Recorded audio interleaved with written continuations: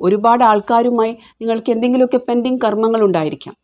ഒരുപാട് ആൾക്കാരും ഒരുപക്ഷെ കുറച്ചു കാലം ഭാരതത്തിൽ കഴിഞ്ഞ ഒരു വ്യക്തിക്ക് ഒരുപക്ഷെ ദുബായിലുള്ള ചില ആൾക്കാരുമായിട്ട് ചില കർമ്മബന്ധങ്ങൾ പൂർത്തിയാക്കാനുണ്ടായിരിക്കാം.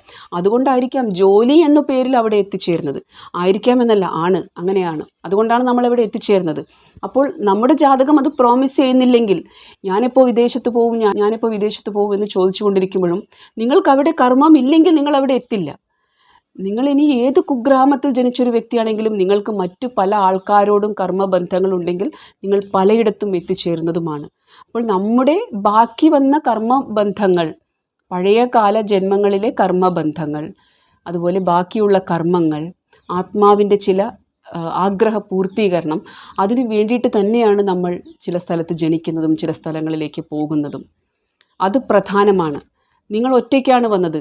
ആത്മാവിന് കുടുംബ ബന്ധങ്ങളില്ല, ശരീരത്തിനാണ്